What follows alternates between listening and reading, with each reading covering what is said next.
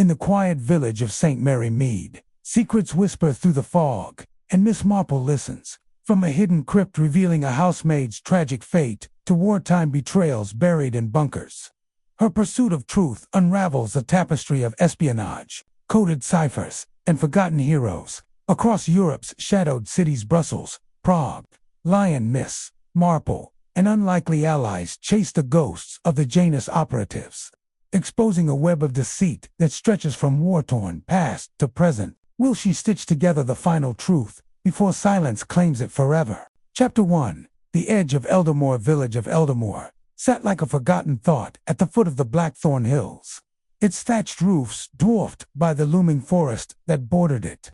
For generations, the villagers had lived by an unspoken rule: never crossed a tree line after dusk. The woods were old, older than the stones of the village. And they held secrets no one dared to name. Myra was 16 when she first felt the pull. It wasn't the curiosity of childhood or the recklessness of youth. It was something deeper, like a hook in her chest, tugging her toward the forest.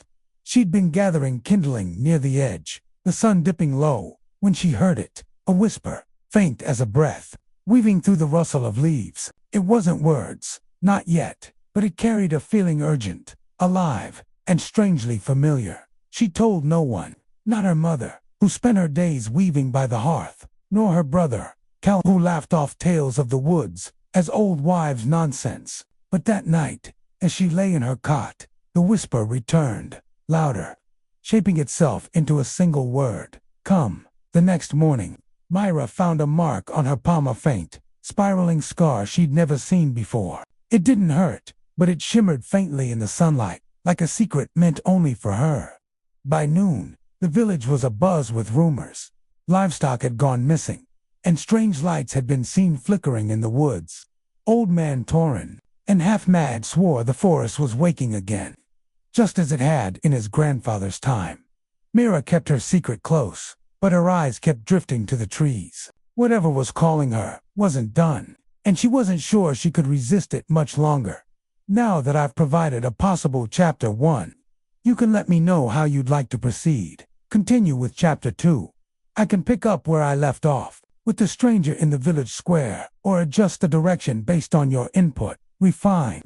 Chapter 1. If you have specific details, for example, characters, setting, or tone, I can rewrite or expand it. Something else. If you're referring to an existing story with the village whispers as Chapter 2, please provide the title, author, or more context, and I can search or analyze it. Alternatively, if you want a chart of themes, a summary, or another creative task, let me know. Please clarify your intent, and I'll get you exactly what you need. Chapter 2. The village whispers. The rain fell in a steady drizzle that afternoon, blurring the outlines of hedges and rooftops with its gentle persistence.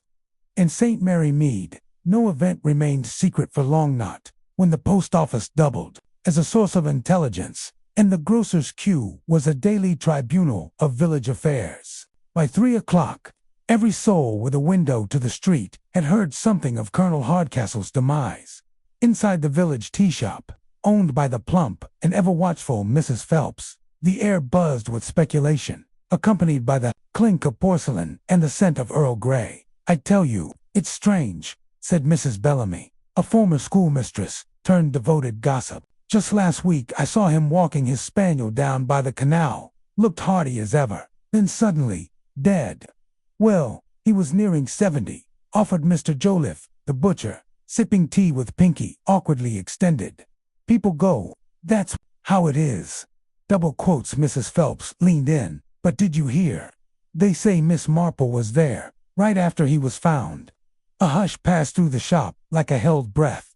Oh well then, murmured Miss Hartnell, a retired nurse who had once tended to a broken wrist suffered during the vicarage garden games. If Miss Marple was there, it's no ordinary death. Exactly, Mrs. Phelps said, eyes twinkling. She was at the Trevelyan case, remember? Solved it before the inspector even had his boots on. Do we know if there was foul play? Someone whispered.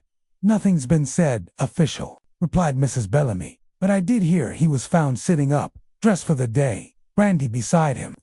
Doesn't that seem peculiar to you? There's brandy beside me most days." Mr. Joliffe chuckled, but his joke did not receive the laughter he had hoped for. Back at the Hardcastle Manor, the drawing room was cordoned off by police. Detective Inspector Creighton of the county constabulary had arrived with his usual disheveled look and wary attitude. He stood over the armchair where the colonel's body had been discovered now, removed and studied the room with narrowed eyes. Miss Marple waited politely until he acknowledged her. "You again, Miss Marple," he said, not unkindly. "I'd be a fool not to know you're here for more than condolences. I do extend those as well, of course," she said, adjusting her gloves. "But I thought I might be of help."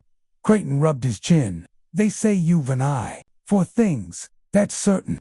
Well, I won't stop you, but do tread carefully. It's early yet.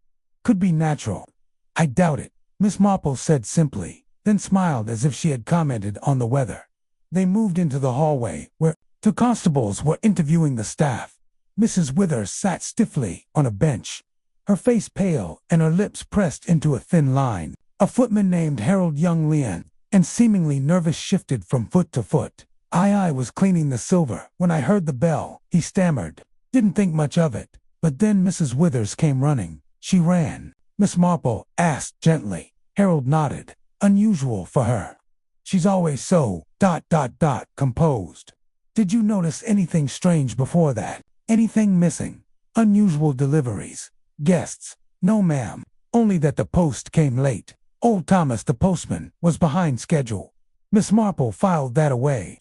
In a village like St. Mary Mead, late post could mean nothing or everything. She turned next to Mrs. Withers. "Mrs. Withers," she said kindly, "I hope you'll forgive my questions, but I find it's best to understand the whole pattern early on. The housekeeper didn't speak at first. Then she said, 'He was kind to me, Miss Marple, the colonel, after his wife passed. It was just the two of us most days. He trusted me.'" "Trust is a precious thing," Miss Marple said. "Did he ever speak of enemies?" "None," Mrs. Withers replied. "He didn't much care for Edwin as cousin, but he wasn't cruel about it. Yet he rewrote his will." "Yes," she said softly. "I begged him not to. Said it would cause trouble." Miss Marple gave her a long, unreadable look.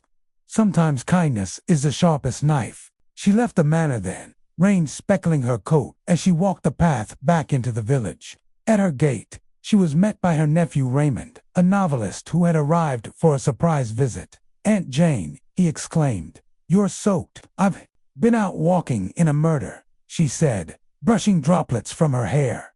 "Colonel Hardcastle, isn't it? I heard on the road in bad business." She led him inside, where Florence had already put the kettle on. "Bad indeed," Miss Marple said. "Raymond, do you know anything about digitalis, the drug?" "Yes, though also the plant, foxglove, to be precise." Raymond considered. "Only that it's quite deadly in quantity. Used for heart conditions in small doses, but otherwise, it's a murderer's delight," Miss Marple finished. "And there's a lovely bouquet of it sitting in the late colonel's drawing room."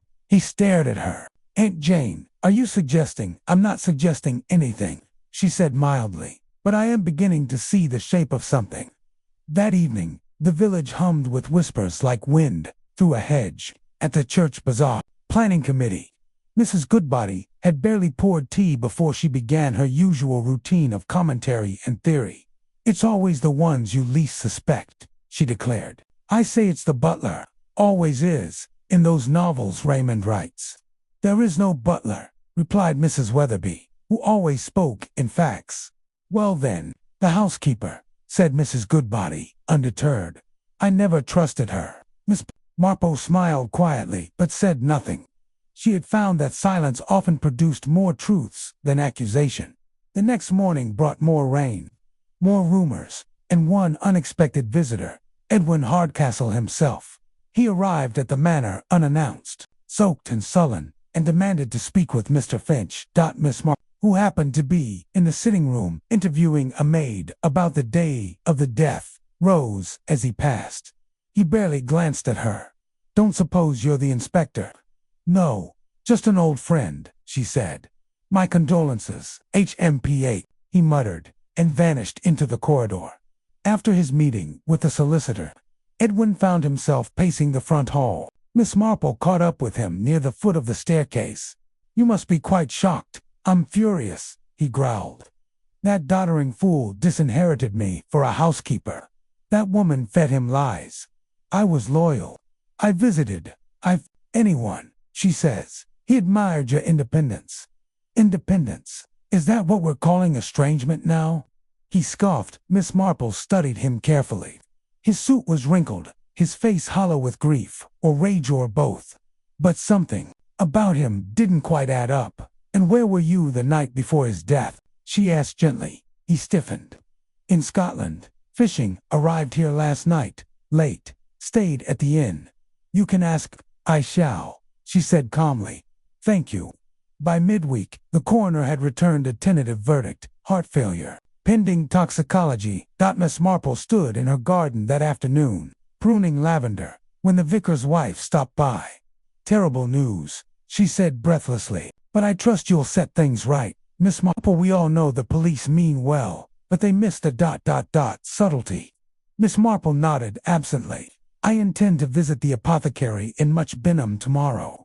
I want to inquire about recent purchases. Sometimes the trail of poison is less in the flower than in the hand that plucks it." She left early the next morning for Much Benham, a nearby town with a more modern chemist shop.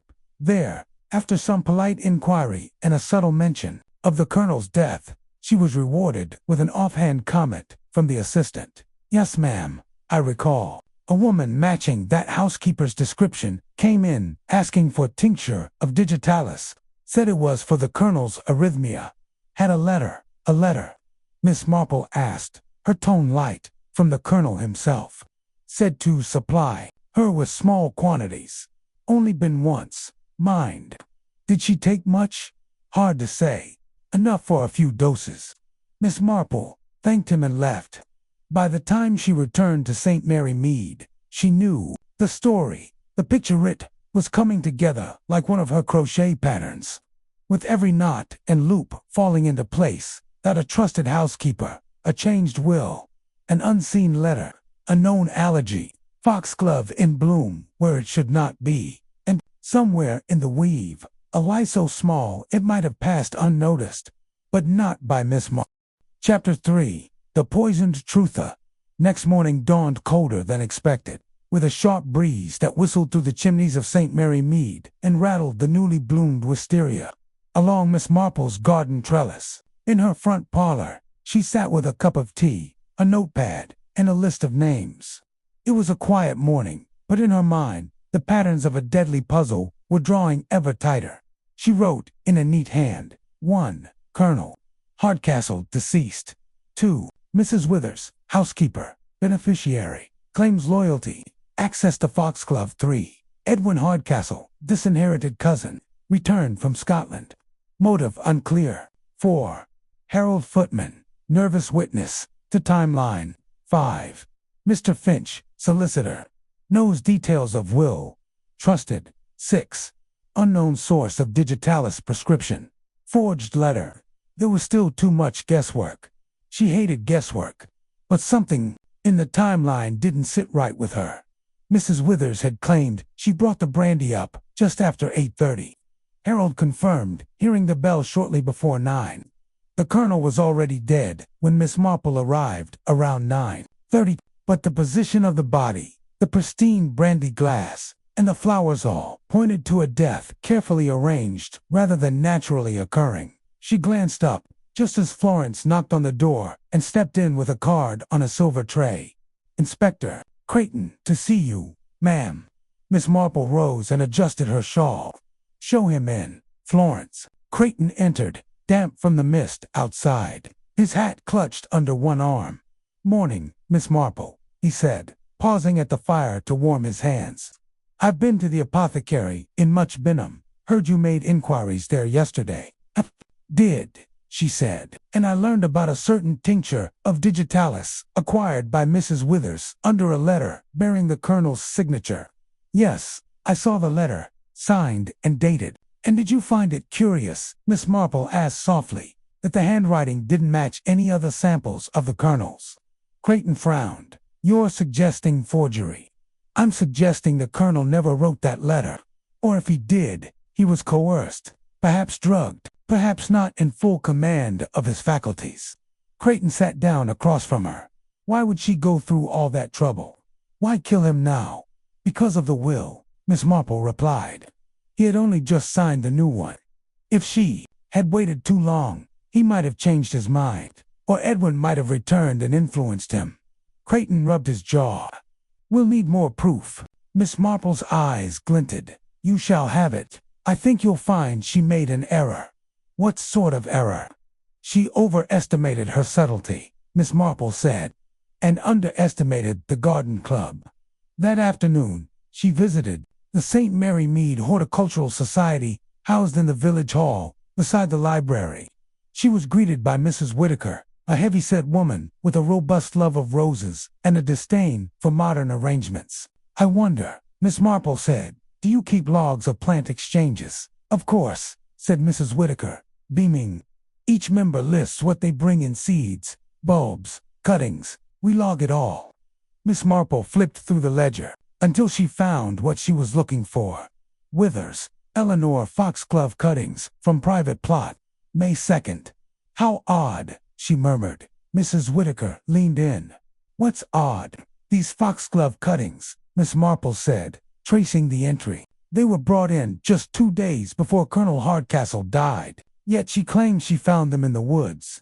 Wild foxglove doesn't bloom this early in May. Certainly not, said Mrs. Whitaker, scandalized.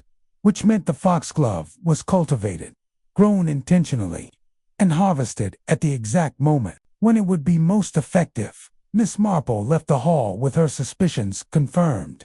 Back at the manor, she requested to examine the flower vase again. Mrs. Withers was reluctant, but with the presence of Inspector Creighton, she did not protest. The vase was still there, its water slightly murky now, the stems browning. Miss Marple reached in and removed one bloom. She held it to the light. These aren't just foxglove, she said. They're a rare hybrid, Excelsior, not commonly grown, and certainly not native to the local woods.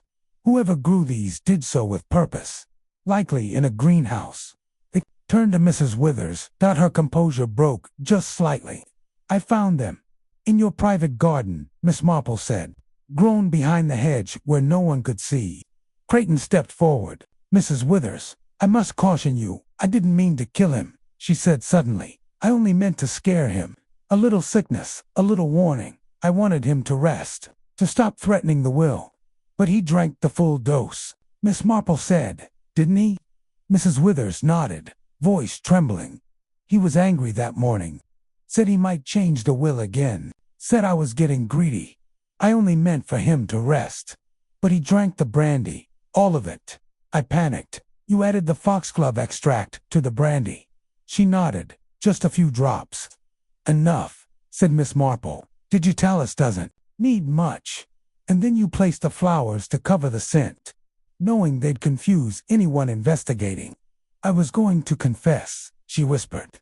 But when Edwin returned, so full of rage, I thought perhaps he'd be blamed instead. Inspector Creighton stepped forward and quietly placed her under arrest. As he led her out, she turned once to look at Miss Marple. He was cruel, you know, she said. Everyone thought he was a gentleman, but he wasn't. I know, Miss Marple said softly, but even cruelty does not merit murder. That evening, St. Mary Mead was strangely quiet. Word traveled quickly, but this time, there was no glee in the retelling, only a sober stillness. Mrs. Withers had been a part of the village fabric for years. Her guilt left a rip in the cloth, however tightly woven. At home, Miss Marple sat, with her knitting, the click of needles, a soothing rhythm.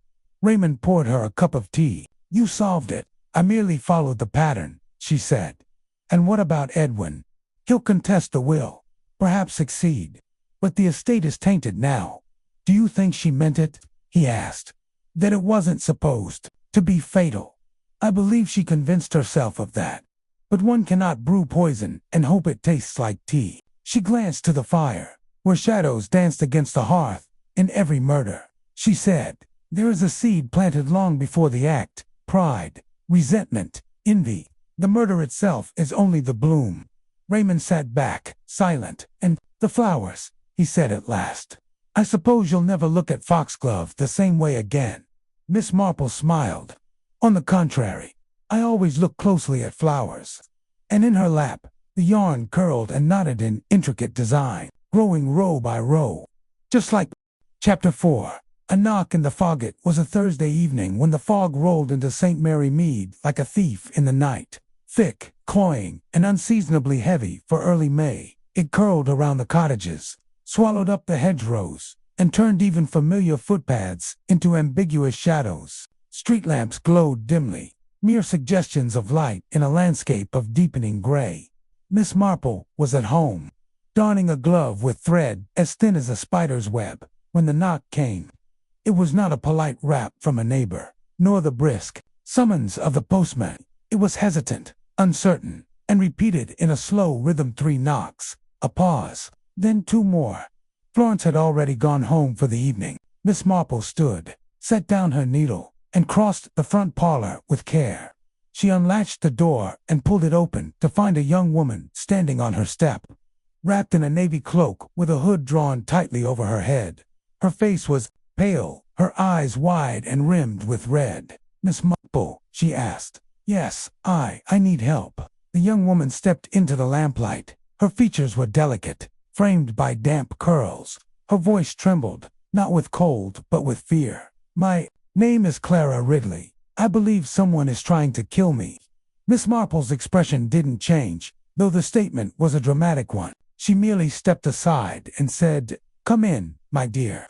Inside, Miss Marple offered tea, and Clara accepted with trembling hands. It wasn't until she had taken 2 sips that she calmed enough to speak clearly. I came on foot from Much Benham, she said. My car was followed. I left it near the woods and walked the rest of the way. Followed by whom? Clara's hands clenched around the teacup. I don't know, but I've been receiving letters, threats, and yesterday, someone tried to push me in front of a train. Miss Marple blinked. Goodness! I was on the platform at Paddington. A man came out of nowhere and bumped me so hard, I stumbled off the edge. If not for a porter nearby, I'd have fallen onto the tracks. Have you gone to the police? I did. They said it was an accident, that I was mistaken. Miss Marple studied her closely. Clara Ridley did not look hysterical.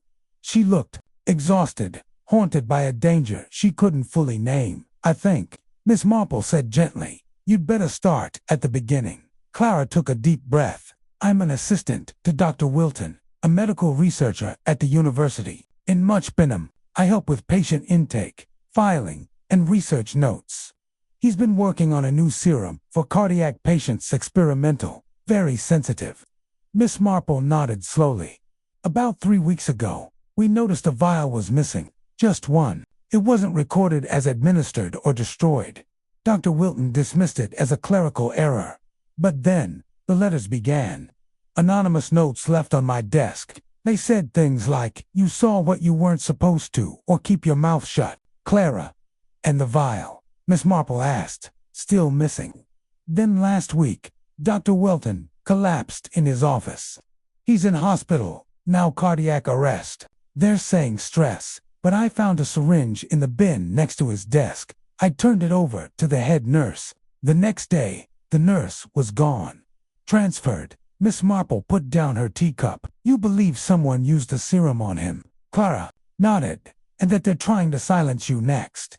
Another nod. Miss Marple rose. We must speak with Dr. Wilton. He's in private care now, not taking visitors. The hospital says he's sedated. We'll see about that, said Miss Marple. The next morning, under the excuse of visiting a friend in recovery, Miss Marple and Clara made their way to the private wing of the Much Benham Medical Institute. The nurse on duty was new, cheerful, and not terribly attentive. Miss Marple brought a basket of biscuits and her warmest smile.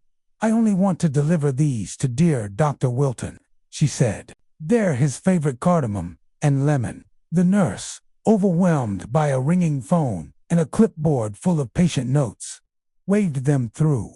Dr. Wilton lay in a dim room, propped up against white pillows, eyes closed. But when Miss Marple stepped close, he stirred. Clara knelt beside him. "Doctor?" His eyes opened, glassy with medication, but aware. "It was no accident," he whispered hoarsely. "Tell her." "Tell who?" Clara asked. Wilton coughed. "The records. Checked the third patient file. Our Galloway." Then his eyes rolled back, and he slipped into unconsciousness. Back in the corridor, Clara looked stricken. "Who's our Galloway?" Miss Marple asked. "I don't know. We had many test subjects. Maybe a volunteer." They returned to Clara's flat in Much Benham, where Miss Marple insisted they go over the research archives. The files were locked in a cabinet, but Clara had a key. Inside were dozens of folders each, marked with coded numbers and letters. Miss Marple pulled out one, marked RGO 715. Inside were lab notes, test results, and a brief bio. Name: Galloway, Richard, age 43, history, ex-military, heart condition, post-deployment, volunteer for trial serum, status, deceased, cause, acute arrhythmia, asterisk, asterisk. "Look at this," Miss Marple said, pointing to the timeline. Galloway died the same week the missing vial was recorded, but it was never linked, Clara said. "No one flagged it." "Someone did," Miss Marple murmured, "and they silenced them." There was a stamp at the bottom of the page, cleared by M. Ainsley. "Do you know A.M. Ainsley?" she asked. Clara nodded slowly. "Morris Ainsley. He's on the board of trustees, oversees funding. Powerful man." Miss Marple's mouth tightened. "Then I think we need to attend the board meeting." Clara looked startled. I'm not invited to those. I am an old woman who likes to knit in public," Miss Marple said. "I believe I shall attend as a guest of the board chairman's wife.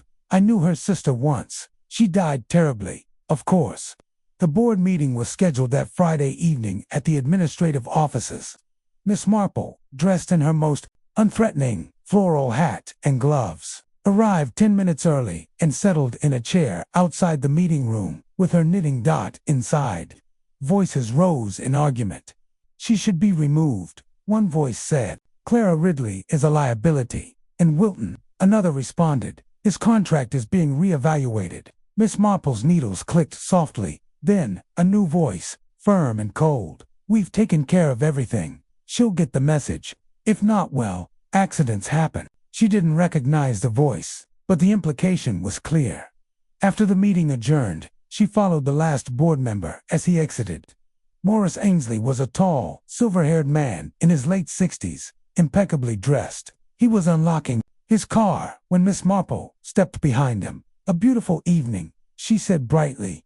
He turned, startled. "Can I help you?" "I'm rather afraid not," she said. "But I can help the authorities." "What are you talking about?" "You covered up Galloway's death, pressured the nurse who reported the syringe, ordered her transfer. You tried to discredit Clara, and you attempted to kill Dr. Wilton." Ainsley's smile faded. "You have no evidence." Miss Marple's eyes twinkled. "You forget time. Very good at listening. And I have an excellent memory, especially for voices. Yours, for example." Ainsley stared at her. "Now," she said, "I think we should have a word with Inspector Creighton." The arrest came the next morning. Evidence was found in Ainsley's office: copies of falsified reports, unsigned letters to Clara, and surveillance footage from Paddington Station. Clara was cleared. Dr. Wilton began his recovery, and Miss Marple returned home to St. Mary Mead, where Florence had baked her a ginger cake and the fog had finally lifted. "You look tired, ma'am," Florence said. Chapter 5. Death comes to Ivy Cottage. The sun rose lazily over St. Mary Mead, as though reluctant to begin what would become one of the most disturbing days the village had seen since the case of the poisoned jam preserves. At Ivy Cottage, nestled between two older properties at the edge of the village green, something was amiss. Miss Emily Partridge, a retired governess and lifelong resident of Ivy Cottage, had not emerged for her morning errands. She was usually the first to be seen about the village, a woman of unwavering routine. Every Tuesday and Friday, she bought scones from Mrs. Fowler's bakery, stopped by the post office, and returned by 10 sharp. On this particular Friday, her Absence was noted with rising unease. By noon, Miss Hartnell, her neighbor, knocked at her door. When there was no answer, she fetched a local constable, and together they entered through the rear kitchen door, which, as most in the village suspected, was never locked. That Emily was found sitting upright in her favorite chair, beside the fireplace. Her knitting lay, undisturbed, on her lap. A tea tray rested on the small table beside her. The teacup was empty. Her expression was calm, almost serene, save for the pallor of her skin and the rigidity of her limbs. Dr. Haydock, summoned at once, declared it a heart attack. Natural causes, he said, packing his stethoscope with a sigh. She was 79, after all. But when Miss Marple heard of Emily's death from Florence, her brows furrowed. Emily Partridge, she said, but she was in excellent health. She walked 5 miles a day and ate nothing but oats and mackerel. Florence, who had long thought Miss Partridge eccentric, said nothing. Miss Marple decided to pay a visit to Ivy Cottage that afternoon. Constable Hopkins was still there, making notes and nodding along to Miss Hartnell's increasingly melodramatic retelling of events. "Did you notice the tea?" Miss Marple asked softly. "Perfectly normal," Hopkins said. "No sign of disturbance. No forced entry. Dr. Haydock says it was her heart. She used a silver strainer for loose leaf. Always did." "Was the strainer on the tray?" Hopkins blinked. "Can't say. I suspect it wasn't," Miss Marple said. She walked to the sitting room and surveyed the scene. Something struck her at once. The positioning of the tray. Emily always served from a rolling cart she kept in the kitchen, but the tray sat atop a thick linen doily on the tea table. Something Emily had never used. She was practical to the bone and disliked unnecessary washing. Miss Marple looked at the knitting in Emily's lap, a pale blue baby jumper. She turned to Hopkins. "Emily never knitted baby clothes. She did socks for the troops during the war, and shawls for the elderly. She had no living family, and she despised children." Hopkins frowned. "She was murdered," Miss Marple said simply. That evening, she sat by her fire and reviewed what she knew of Emily Partridge. The woman had been sharp-witted, meticulous, and, by village consensus, solitary. She had no siblings, no heirs, and lived on a modest pension. She had no known enemies, unless, of course, she had secrets, and St. Mary Mead was a village that collected secrets the way others collected spoons. On Saturday, Miss Marple visited the library. Mrs. Bantry, reshelving a stack of gardening journals, looked up with surprise. "Jane, twice in 1 week." "I'm hunting," Miss Marple said. "For what?" "Ghosts. Specifically, the kind that writes baby names in old ledgers." Mrs. Bantry, to her credit, did not blink. Miss Marple took out the birth register archives and cross-referenced Emily's address. She ran a finger down the columns. There. One entry. Mother. Unmarried residence. Ivy Cottage. Infant. Female. Date. The 12th of June, 1896. No father listed. No adoption record. No death certificate. Miss Marple's eyes narrowed. She took the name, Rosemary Partridge, in, set off for the vicarage. Reverend Clement, now semi-retired and inclined toward long naps and theological debates with his cat, was happy to let her examine the parish records. "Baptisms?" he asked. "Of course. Help yourself. Mind the dust." There, it was again Rosemary Partridge. Baptized, July 1896.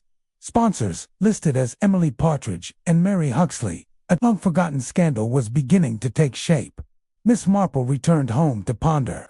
Emily had raised a child in secret, her own, or perhaps a sister's. The girl had vanished from the records after baptism. No school record, no marriage, no death. She called on Miss Huxley the next day. Mary Huxley, now 91 and prone to dozing midst-tenants, remembered Rosemary clearly. "Bright child," she said, sipping weak tea. Laughed like a bell. But she was sent away. Emily said it was for her own good.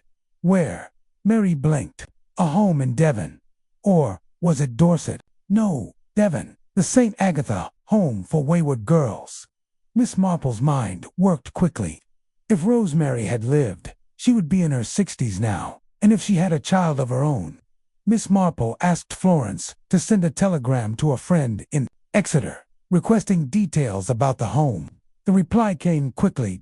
St. Agatha's closed in 1940, but records stored at Devon County Archive. A Rosemary Partridge admitted 1908. Discharged 1916. Destination, Service Lady's Companion. No further records. That was enough. Miss Marple visited the local newspaper archive. There, in the classifieds from 1916, she found a listing. Young woman, 20, discreet and educated, seeks position as companion or maid. Excellent references. Box 43. She knew where to go next, that the replies to such adverts were often kept in ledgers by discreet agencies. She traveled to London the next day, her gloves freshly pressed, and visited Montrose and Montrose, domestic placement specialists. The firm was long gone, but their archives had been donated to a historical society. There, under Box 43, she found it. Hired R. Partridge companion to Mrs. Agnes Linton, of Devonshire Terrace, Belgravia. It was a small footnote, but it led her to the Linton family, and to a photograph in a 1922 society page, showing Mrs. Linton and a group of house staff, standing behind her, a woman with pale features and the same serious eyes as Emily Partridge. That woman was later listed as having married a banker named Thomas Beach. Miss Marple cross-referenced marriage records. Rosemary Partridge became Rosemary Beach in 1925. She had 2 children, and one, Daniel Beach, had moved to St. Mary Mead just 6 months ago. Miss Marple remembered him now. A quiet man, in his 40s, polite but reserved. He had rented the gamekeeper's cottage on the far side of the village, claimed to be a writer. No one had seen him writing anything. She visited the cottage on Monday morning. Daniel answered the door with, "Surprise, Miss Marple." She smiled, "Just checking on a neighbor." "Of course, please come in." The inside of the cottage was Spartan. A desk, a typewriter, but no papers. No signs of work. Miss Marple saw the kettle on the stove and a familiar teacup. It was from Emily's set. "Did you know Miss Partridge well?" she asked. He paused. "Not well. We spoke occasionally. You knew she was your grandmother." Daniel froze. Miss Marple's voice was gentle. "She kept secrets. She raised your mother in silence, hid the scandal. But I think you found out. Perhaps from your mother. Perhaps after her death. You came to find Emily, but you didn't like what you found." Daniel sank into a chair. "She rejected us," he said. "Refused to see my mother. She begged to meet her, just once. But Emily turned her away. So you poisoned her." He looked at her, eyes wet. "No. I wanted to scare her. I left her. A note told her. I knew who she was. I wanted an apology. For my mother. But she drank the tea," Miss Marple said, "and died." Daniel shook his head. "I never touched the tea. I swear it." Miss Marple stood.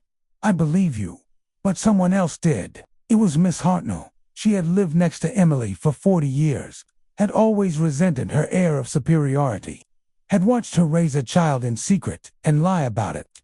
She had intercepted Daniel's note, panicked, and poisoned the tea to protect the village from scandal. I only meant to end the shame," she confessed. "Emily brought it on herself. She was arrested that evening." Daniel left St. Mary Mead the next day. Miss Marple, sitting once again by her fire, sipped her own tea and reflected. Every village has its ghosts. But in St. Mary Mead, the dead do not stay silent for long. Tools. ChatGPT can make mistakes. Check important info. Chapter 6. The widow's locket began, as many things in St. Mary Mead did, with something small. In this case, it was a locket, delicate, heart-shaped pendant of gold, slightly tarnished and hung on a chain so thin it might have snapped with a breath. Florence discovered it one morning while polishing the silver for Miss Marple's luncheon guests. It had slipped between the cushions of the drawing-room settee. "Someone must have dropped it," Florence said, laying it in Miss Marple's palm. "Looks old. Bit of rust." Miss Marple turned it gently, inspecting its edges. The hinge creaked softly as she opened it. Inside, she found two things: a photograph and a lock of dark brown hair tied with thread. The photo was of a man in military uniform, handsome, with a serious mouth and deeply set eyes. The image had yellowed with time. Miss Marple's brow furrowed. "This doesn't belong to any of the women who visited this week," she murmured. "Certainly not Mrs. Bantry, she favors brooches. Nor Mrs. Hargreaves, she's allergic to anything metal." She turned the locket over. Scratched faintly into the back were initials. "RF plus AL romantic," Florence said with a sniff. "Probably cheap." Miss Marple said nothing. That afternoon, she visited the village jeweler, Mr. Partridge, a quiet man with a loupe perpetually perched over one eye. He examined the locket with a low whistle. 18-karat gold, he said, Edwardian. See the clasp, and this engraving. It's not cheap at all. Miss Marple, this piece is from around 1910. I'd say, could you clean it up for me? Miss Marple asked. It may be of sentimental value.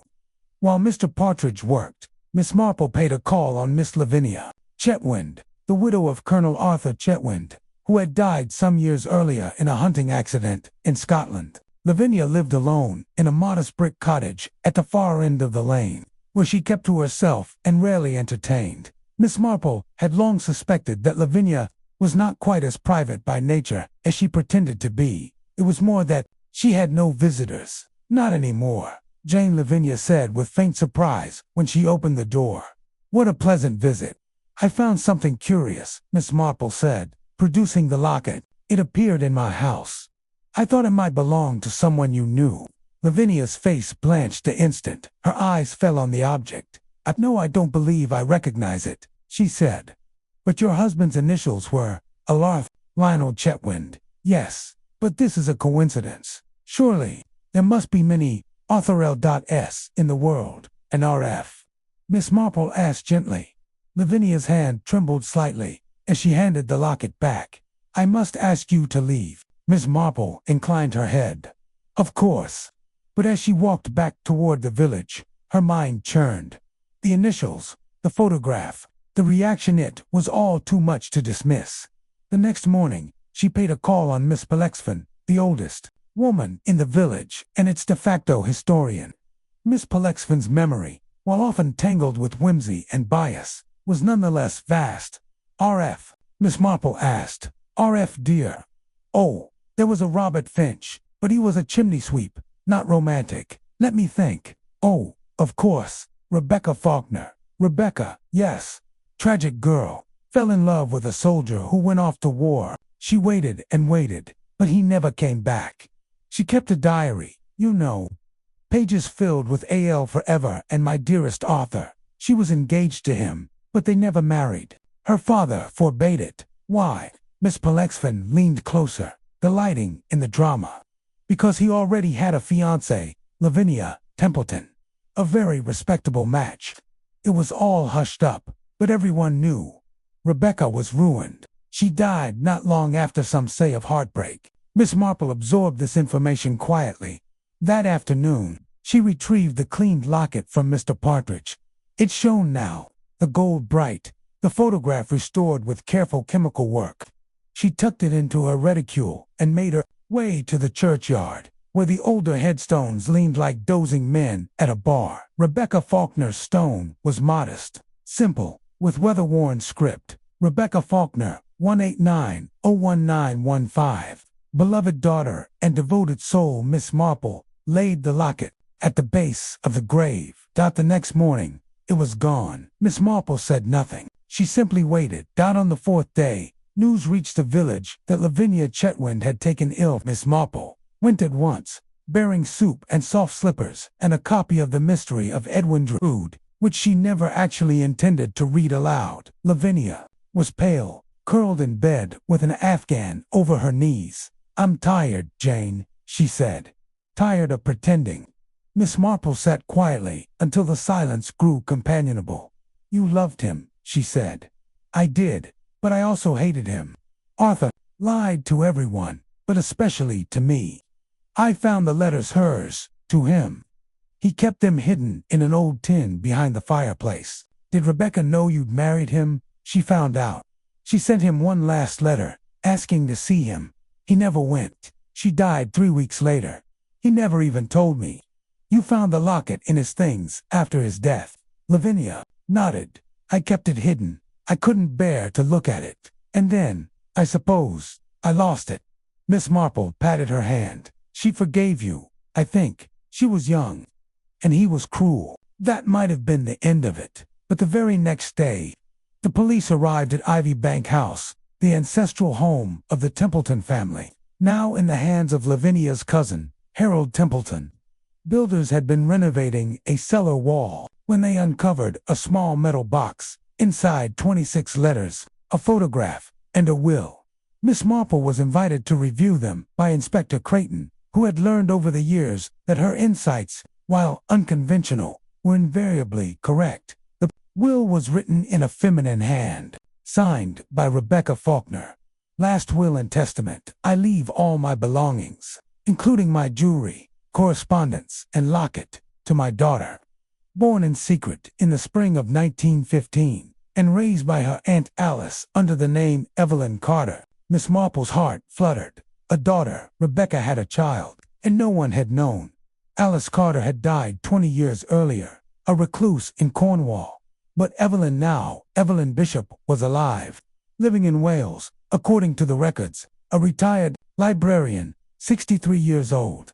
Miss Marple contacted her through the solicitor. Evelyn arrived quietly, a dignified woman with streaks of silver in her hair and large, curious eyes. She was my mother. She asked Miss Marple. Yes, Miss Marple said. And she loved you. Enough to write this. Enough to preserve that locket. Evelyn sat in silence, tears on her cheeks. I always wondered. Aunt Alice never told me the truth. But I knew I didn't belong. Miss Marple handed her the locket. This is yours now. It might have ended there, but the letters contained more descriptions of Arthur's conduct, accusations of abuse, threats, a final letter that read like a suicide note but hinted at violence. I don't feel safe. He says I've ruined him. He won't let me live. If anything happens to me. Miss Marple brought this to Inspector Creighton. A new investigation was launched. The timeline was reopened. Colonel Chetwynd's hunting accident now appeared suspicious. His weapon had misfired, so the report had said, but the gun had been cleaned improperly, sabotaged, and Lavinia. She confessed. I found the letters after his death. She told Creighton. They told me everything. About Rebecca. About Evelyn. About what he did. He was a brute. Charming in public. Monstrous in private. I didn't kill him, but I didn't grieve. Did you tamper with the gun? Creighton asked. No, but I know who did. She handed over a final letter, one from Alice Carter. You took my sister. You don't get her child. One day, I'll see you buried by your own lies. The police confirmed the handwriting. No charges were brought. The dead had spoken. Justice, in its way, had been done. Weeks later, Miss Marple stood once more in the churchyard, Evelyn beside her. They placed flowers on Rebecca's grave. Beside it, a new stone had been added. Chapter 7. The vicarage, vanishing it, began on a Sunday, which felt both appropriate and suspicious in the village of St. Mary Mead. The congregation was gathered at St. Faith's Church. A crisp April morning, flooding the stained-glass windows with dappled light, Reverend John Harmon stood at the pulpit, delivering a sermon on the subject of repentance and rebirth. As he spoke, Miss Marple sat in her usual pew, second row from the back, beside Mrs. Price Ridley, who was nodding off between hymns. When the service ended and the parishioners spilled out into the churchyard, Miss Marple noticed something peculiar.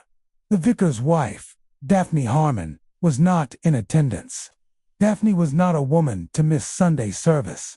Even when ill, she would sit in the front pew with a blanket over her lap, correcting her husband's Latin under her breath. Reverend Harmon seemed distracted. He offered hurried blessings and avoided conversation. His eyes darted frequently to the gravel path leading back to the vicarage. You seem worried, John, Miss Marple said gently. He blinked, surprised. Not at all, Miss Marple. Just a bit tired. The change of seasons. Quite. And how is dear Daphne? He paused too long. She's resting. A touch of nerves. Miss Marple said nothing, but made her way toward the vicarage. As soon as the crowd thinned, the house stood at the edge of the village green, surrounded by a hedge of rose bushes just beginning to bloom. The front door was closed, the curtains drawn. Odd, for such a fine spring day. She knocked. There was no answer. She knocked again, then tried the handle. To her surprise, it was unlocked. "Daphne," she called softly. No response. The house was silent, too silent. Miss Marple moved through the hall, into the sitting room, then the kitchen. A kettle sat cold on the stove. 2 teacups had been set on the table, one untouched, the other empty. She noticed something else. The back door, which should have been bolted by the habits of any proper household in St. Mary Mead, was slightly ajar. Outside, the garden was neatly kept, but the path leading toward the woods beyond the vicarage was disturbed. Footprints, recent and deep, marked the soft soil. 2 sets, one light, the other heavier dot. Miss Marple followed them for some distance until they vanished into the underbrush. By noon, half the village knew that Daphne Harmon was missing. Inspector Creighton was summoned from the nearby town of Much Benham. He arrived in his usual ill-fitting trench coat, looking weary and skeptical. "You think she's run off?" he asked the vicar. Reverend Harmon looked haggard. "She would never do such a thing. No note, no struggle, no witnesses. The back door was open. We were to have tea together. She was there one moment, gone the next." Miss Marple sat silently, eyes narrowed. "Did she have any enemies?" Creighton asked. "None," Harmon said. "She was universally loved." Miss Marple raised her eyebrows ever so slightly. Miss Marple began her own inquiries, which were never quite so formal. She visited Mrs. Bantry, who had seen Daphne just 2 days prior. "Seemed nervous," Mrs. Bantry said, kept looking over her shoulder. "Said she thought someone was watching the vicarage." "Did she say who?" "No, but she dropped her shopping bag. Eggs everywhere. Took her nearly 10 minutes to collect herself." Miss Marple then visited the post office. Miss Perkins, ever efficient, recalled Daphne posting a letter on Friday. She was in quite a state, hands shaking. Wanted it sent express. Addressed to London. "To whom?" Miss Perkins blushed. "I'm not supposed to say." Miss Marple merely smiled. "But I do make an excellent sponge cake. To a Mr. Peter Langley, 9 Bishop's Way, Chelsea." That name was unfamiliar. Miss Marple made a note of it. The next morning brought further mystery. Mr. Langley appeared in the village. He was a tall, angular man, with a walking cane and sharp eyes. He arrived at the vicarage, demanding to speak with Reverend Harmon. He was turned away by Inspector Creighton, who quickly pulled Miss Marple aside. "You know this Langley?" "No, but I intend to." Miss Marple invited Mr. Langley to tea. He accepted. He seemed surprised when she confronted him directly. "You received a letter from Mrs. Harmon." He hesitated. "Yes. She wrote to me in desperation." "Why desperation?" "She feared for her life. She believed someone in the village meant to harm her." "Did she say who?" "No, only that she had discovered something that had put her in danger." Miss Marple stirred her tea slowly. "What is your connection to her?" Langley sighed. "We were childhood friends. She helped me through a difficult time when I was accused of a crime I didn't commit. We lost touch, but she found me again." Miss Marple considered this. That evening, Reverend Harmon collapsed during Vespers. Dr. Haydock examined him. Exhaustion, possibly heart strain. He must rest. Miss Marple visited the vicarage. Harmon was in bed, pale and sweating. "She knew something," he said weakly. "She said she had found out." "Found out what, John?" He shook his head. "I don't know. She wouldn't tell me." Miss Marple left the room, her mind racing. The breakthrough came 2 days later. Miss Marple visited the village hall, where old newspapers were kept. She searched the archives for Peter Langley. The name appeared in a scandal from 1927, accused of embezzling funds from a charitable organization. Charges dropped, but his reputation was ruined. Miss Marple returned to her own file scrapbook. Really? In an old parish newsletter from 1926, she found a small article mentioning a young Daphne Clark winning a poetry contest. The judge, Peter Langley, They had known each other far longer than he admitted. She went back to the VICAR, AGE. The garden path still bore faint traces of disturbance. She walked deeper into the woods, and there, in a hollow beneath a twisted oak, she found Daphne Harmon, alive, cold, frightened, but alive. She had fled, fearing her husband. He found out, she said, about Peter, about the past. He threatened me. I had to get away. Miss Marple led her back to safety. Inspector Creighton arrested Reverend Harmon. The next day, the charges were complex domestic abuse, threats, manipulation. But the truth came out. He had discovered Daphne's correspondence with Langley. Enraged, he planned to discredit her. Perhaps worse. She escaped just in time. Miss Marple, sipping tea the next morning, received a letter. Chapter 8. Cobwebs of the Past. The morning after Daphne Harmon's safe return found St. Mary Mead unusually quiet. News of the vicar's arrest had circulated swiftly through the village grapevine. Every teacup rattled with whispers. The faithful of St. Faith's gathered in clutches, not for scripture, but for scandal. Miss Marple, however, had retreated into a familiar rhythm. Tea at 10, gardening gloves on by 11, and a steady mental inventory of the questions that remained. One question, in particular, tugged at her thoughts. Why had Daphne waited so long to reach out to Peter Langley? The woman's fear had been real. Yes, but fear alone did not explain years of silence. Then sudden urgency. Miss Marple's instincts, sharpened by countless mysteries, large and small, told her that the truth lay deeper still. Something older than the affair. Older even than Peter Langley's scandal. That afternoon, she walked to the vicarage. A constable stood outside, but he knew better than to deny Miss Marple access. She nodded politely and made her way through the familiar threshold. The house was now quiet and slightly unkempt. Dust motes swirled through beams of late spring light. Miss Marple entered the study. It smelled of pipe smoke and old vellum.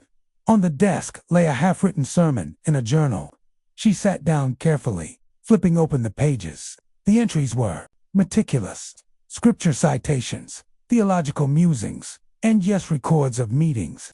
One in particular caught her attention. March 29th, visited by Mr. Malcolm Ferrers. Discussed restoration of chapel roof.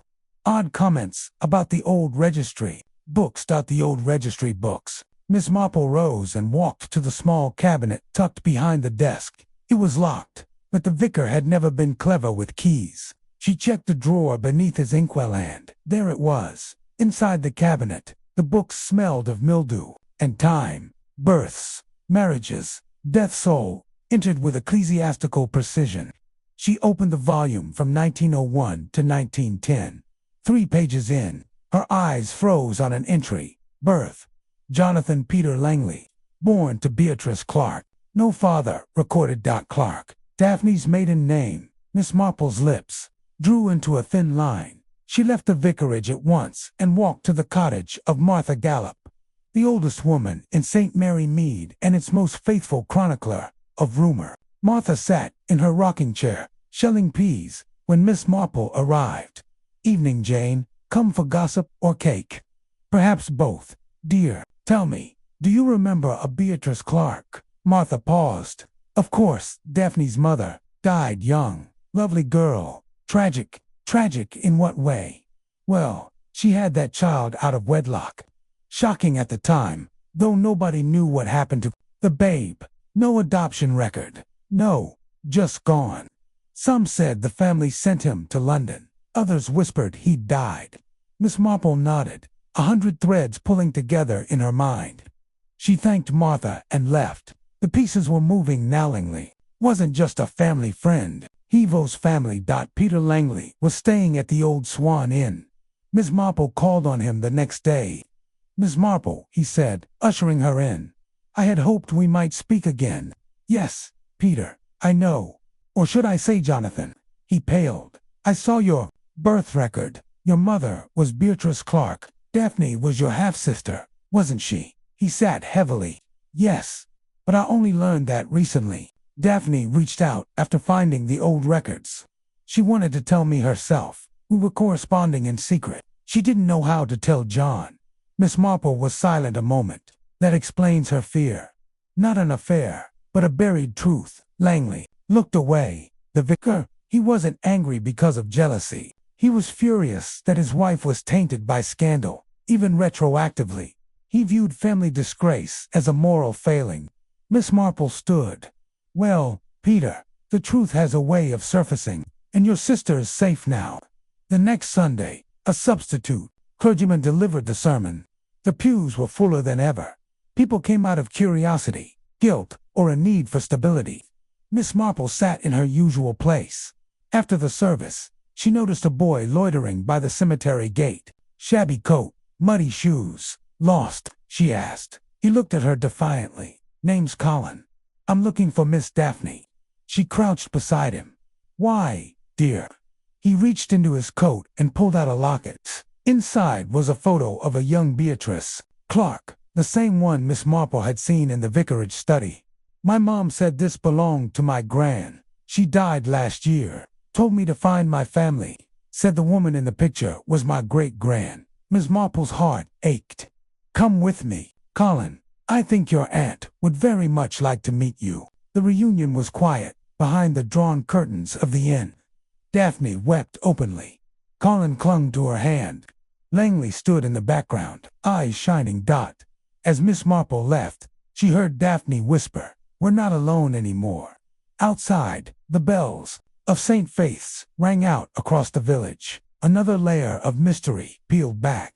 Another life gently steered into the light, and Miss Marple, walking home beneath blooming chestnut trees, allowed herself the smallest of smiles. Chapter 9. Silent Whispers. The summer sun had begun its descent behind the roofs of St. Mary Mead, casting long shadows across cobbled lanes and moss-dappled walls. Miss Marple sat in her rose garden, teacup in hand, watching the light dwindle, and thinking not of roses, but of silence, the kind of silence that follows a storm and conceals the next one. Daphne Harmon's return had brought relief and closure to some, but, in Miss Marple's experience, the closing of one mystery often left ajar the door to another. She was not surprised when a letter arrived that evening, slipped beneath her door, without knock or footstep. The envelope was coarse, unmarked. Inside, a single sheet of paper. Miss Marple, there are still secrets beneath St. Faith's. Look to the crypt, that was all. No signature, no clue to the sender. But the handwriting was familiar, though subtly disguised. Miss Marple sipped her tea and narrowed her eyes. The crypt beneath St. Faith's had been sealed for decades. A small door, iron-banded and long-rusted shut, lay at the rear of the vestry. The official line had always been that it had become structurally unsound. Few in the village even remembered it existed. But Miss Marple did. The next morning, she paid a visit to Mr. Giles Arbuthnot, the parish warden. He lived alone in a square brick house beside the churchyard and was known for two things: his deep knowledge of church history and his astonishing ability to avoid straight answers.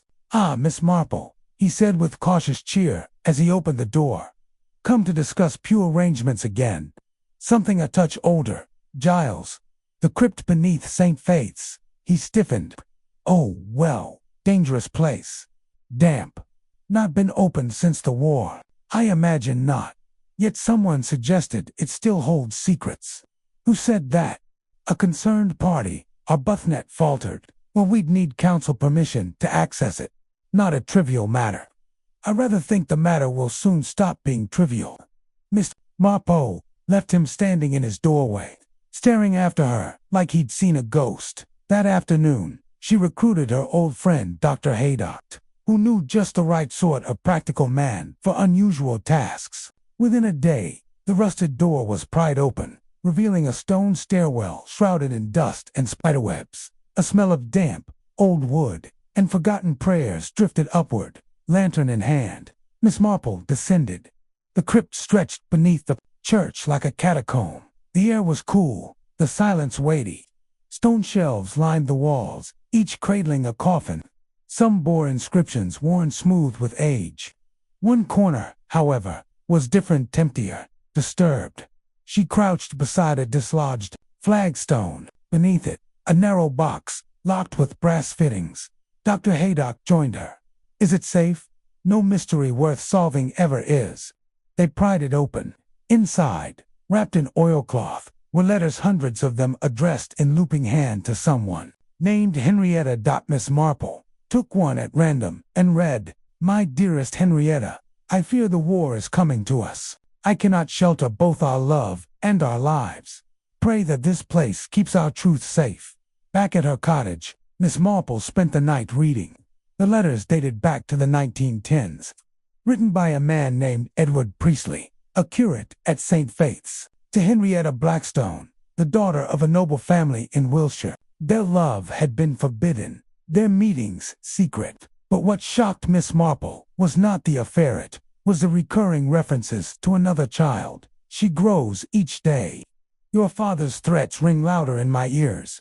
If they find out she lives." There had been a child, hidden, protected, in one letter. Edward described leaving a bundle in the vestry with a note for the rector. "Raise her as your own. Say nothing. Someday I will return." Miss Marple closed her eyes, the weight of it all settling on her like dust from the crypt. She returned to Giles Arbuthnot with a box of the letters. "You knew," she said. "He didn't deny it. I was told by my father, who was told by his father. We were caretakers. Miss Marple of more than a church. The child, adopted, renamed, raised in St. Mary Mead, never told the truth. Who was she?" He hesitated. "Your friend, the late Martha Gallop." The air left the room. Martha, but she never married, never left the village, and never knew who she really was. Miss Marple sat down. The pieces clicked together. Martha's peculiar kindness, her generosity with orphans and travelers, her wistful silences during weddings. She deserved to know, perhaps, but the time never seemed right. Miss Marple arranged for the letters to be catalogued and donated to the church's archives. A memorial plaque was installed in the crypt to Edward and Henrietta, whose love defied silence. But there was one more discovery to make. In the final bundle of letters, Edward hinted at a journal, full account of events. It had been hidden in the church itself, beneath the altar. Permission was sought, granted, and one summer afternoon, as birdsong filled the rafters, the altar's base was gently lifted. There, wrapped in silk, lay the journal. It was a revelation. Edward had written every detail: the affair, the child, the threats from Henrietta's father, the night he'd fled. But the final entry shook Miss Marple most. "I return to St. Faith's tomorrow. I must see her, our child, just once. If you read this, know that I came back, and that I never left her side." Miss Marple turned to Giles. "Do you know what happened to him?" "No record. He vanished." But Miss Marple had a theory. She asked the constable to help search the overgrown area behind the church, where a garden had once bloomed, and beneath the roots of an old sycamore. They found bones. Human, male, buried with care. Dr. Haydock confirmed it, likely over a century old. A small cross rested near the remains. Edward Priestley had returned, and someone, perhaps Henrietta herself, had buried him there, close to the child he loved. Miss Marple stood by the newly unearthed grave as the sun dipped below the horizon. St. Mary Mead held its secrets tightly, but not forever, not while she drew breath. She placed a single rose on the soil. "Rest now," she said softly. "The silence has spoken." In the quiet that followed, Miss Marple heard the church bells ring once more. Not in mourning, but in memory, and in peace. Chapter 10. The echoes beneath the mood in St. Mary Mead remained hushed in the weeks that followed. The revelations beneath St. Faith's Church. Miss Marple's discovery had rippled through the village like the faint, spreading rings from a pebble dropped in still water. Yet even as the community quietly absorbed the truth of Edward Priestley and Henrietta Blackstone, the undercurrent of something unresolved persisted, an intangible pressure. As though the very air in the village waited to exhale, Miss Marple noticed it first in the eyes of those who passed her on the cobbled lane. Polite smiles, hesitant nods, conversations that drifted away as she approached. It wasn't suspicion, no, one doubted her integrity, but a kind of collective recoil, as if fearful of what truth she might uncover next. Despite their unease, They came to her. Not always openly, but they came. A knock at dusk, a slip of paper, in the gatepost, whispers passed in the grocer's. It was in this fashion that the next mystery made itself known. It began with a letter. This one was typed, Miss Marple, I believe something terrible happened in St. Mary Mead during the war, something buried deeper than any crypt. I was a child then, but I remember a name Agnes Thorne. She vanished. No one ever explained. Please help. I cannot ask anyone else. A friend Agnes Thorne. The name stirred a shadowed memory. Miss Marple, though in her 60s during the war, had kept meticulous notes on the odd goings-on around the village. A quick scan of her ledger from 1943 revealed it. June 14, 1943. Agnes Thorne, housemaid at Edgecombe House, dismissed suddenly. No trace after rumors of larceny. Case closed without investigation. Edgecombe House had belonged then to Major Alton Bellamy, a retired military officer known for his stern manner and elaborate rose gardens. The house now stood empty, a grand relic hidden behind ivy and bramble. Miss Marple, ever prudent, visited the county archives. What she found astonished her. Agnes Thorne's disappearance had never been officially recorded. No missing persons report, no inquiry, no file. It was as though she had never existed. On a cloud-heavy morning, Miss Marple donned her stoutest walking shoes and made her way to Edgecombe House. Though unoccupied, it remained under the care of a local groundskeeper, Mr. Lionel Pitch, who had once served as gardener under Major Bellamy, a reclusive, wiry man. Pitch was rarely seen in the village and seldom spoke unless spoken to. She found him weeding the overgrown path leading to the side garden. Mr. Pitch, she said with the familiarity of old neighbors, I wondered if I might ask you about Miss Agnes Thorne. His trowel froze mid-turn, a long pause. Gone a long time, Miss Marple. Yes, and yet, no record of her leaving. Do you remember her well? He hesitated, wiping his brow.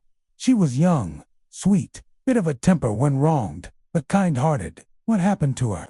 Another pause. Bellamy said she stole a brooch. His mother's fired her, sent her packing, and no one questioned that. Pitch glanced at the house.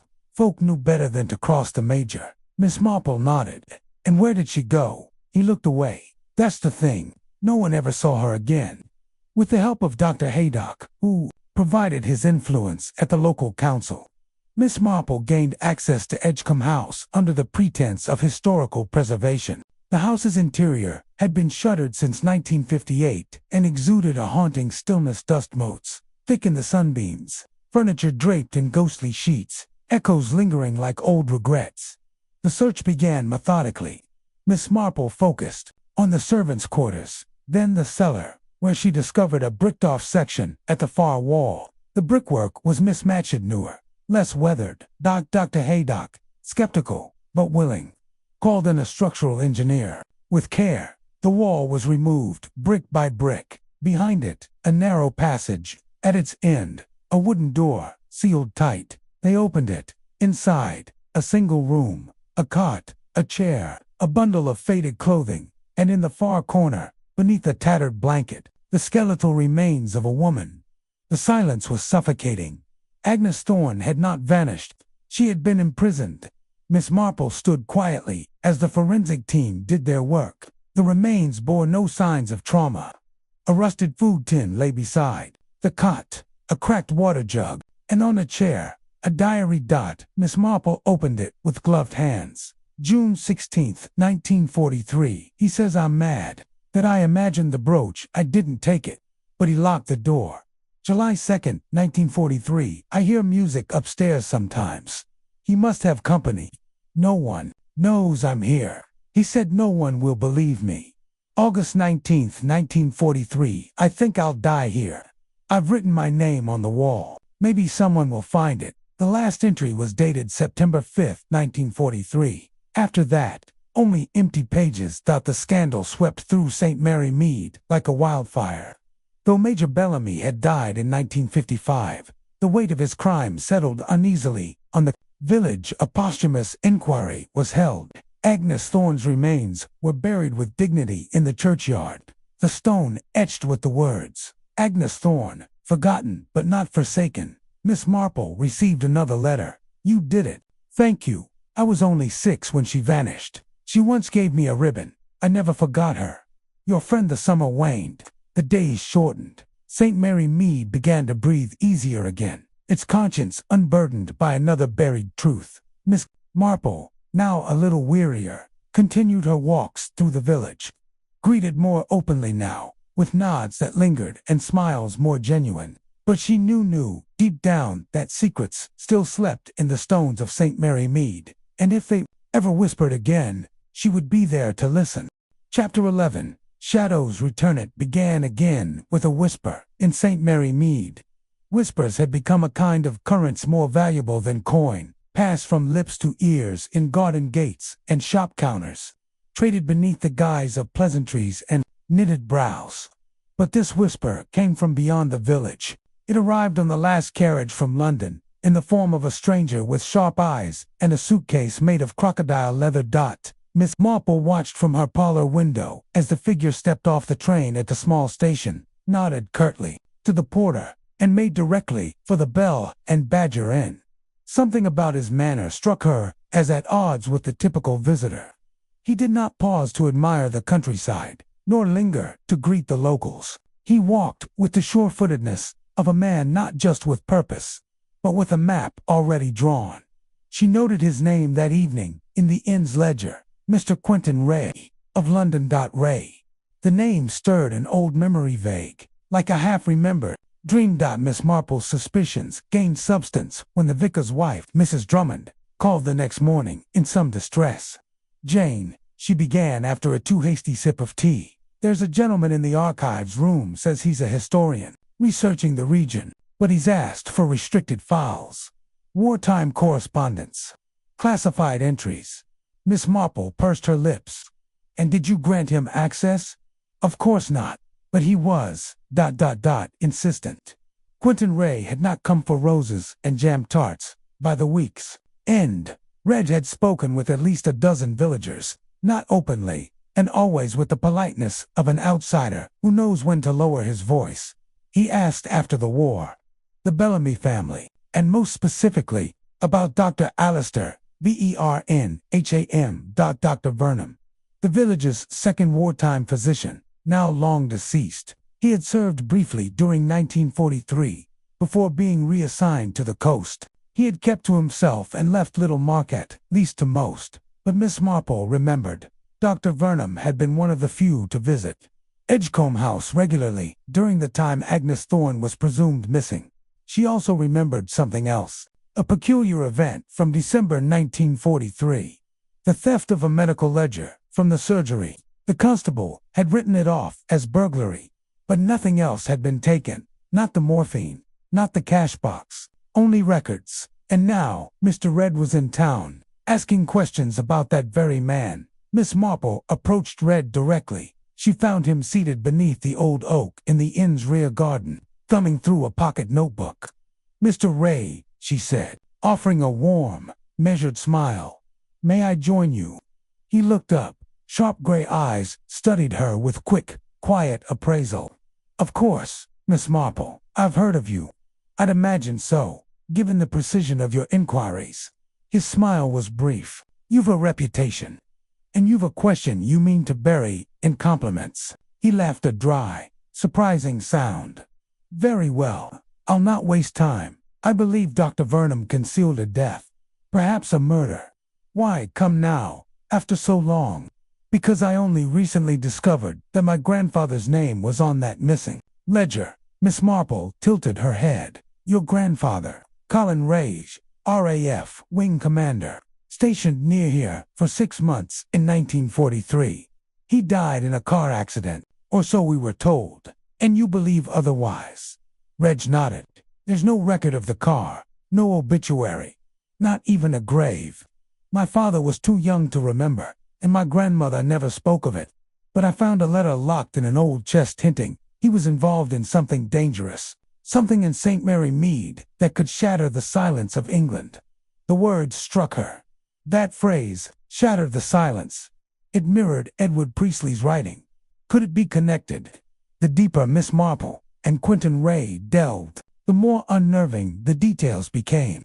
They discovered that Dr. Vernon had received packages through a private courier. The parcels came weekly and were addressed from a research facility in Cambridge through a contact in the ministry.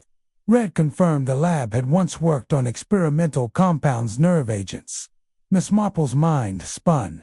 A hidden prisoner, a missing doctor's ledger, wartime research, a dead RAF officer. The timeline intersected perfectly. Mrs. Drummond returned with another discovery. An old diary kept by her predecessor, the vicar's wife, during the war.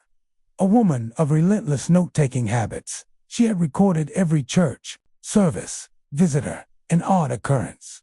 One entry from July 1943 read, Dr. Vernon called after Vespers. Seemed troubled. Mentioned the subject was weakening. Asked for prayers. I assumed he meant a patient. Another more chilling, from August, child, found sobbing behind church. Said he saw a man carry a sleeping soldier into the woods. Thought it was a game. Miss Marple knew those woods. Hollow wood, thick with ivy and history. She and Red went at dawn. Hours of searching revealed an overgrown trench near an abandoned shepherd's shelter. At the base, shallow roots veiled the collapsed metal lid. They cleared it away. A hatch, beneath it, a narrow bunker.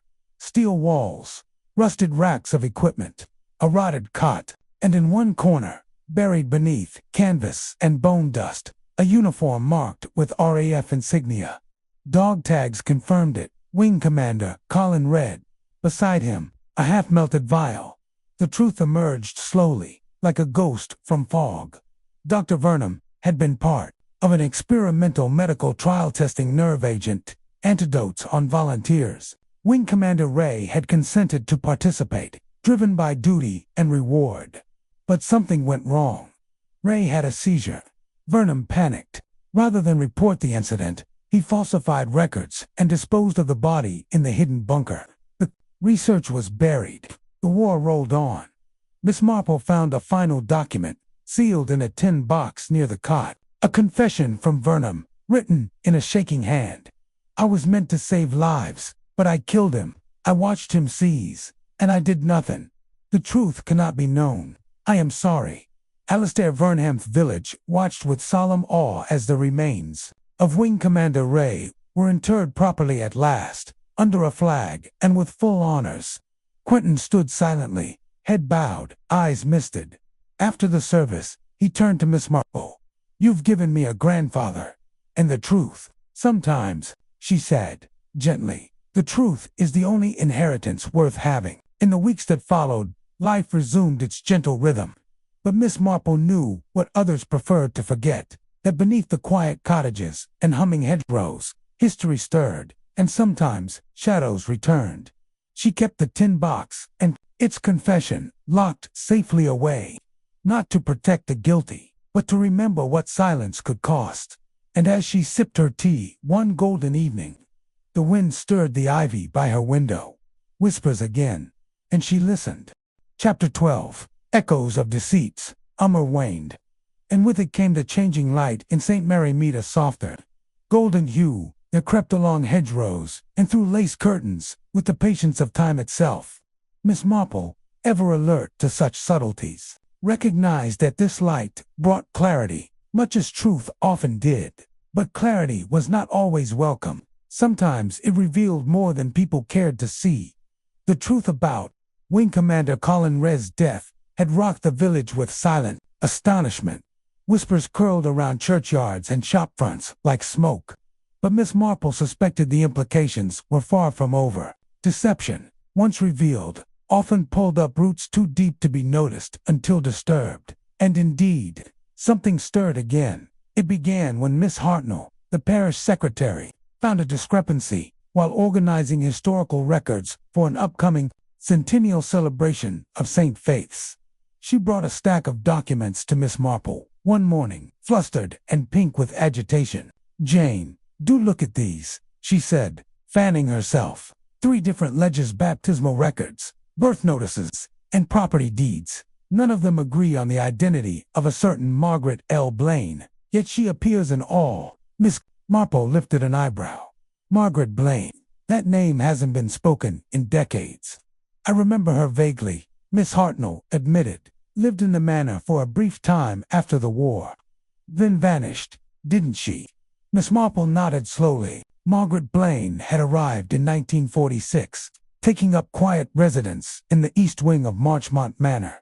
She'd claimed to be a distant cousin of the Longwood family, then vanished 2 years later without farewell. We assumed she returned to the continent, Miss Marple said. But now you say these records contradict one another. Precisely. One lists her as born in Prague. Another says Yorkshire.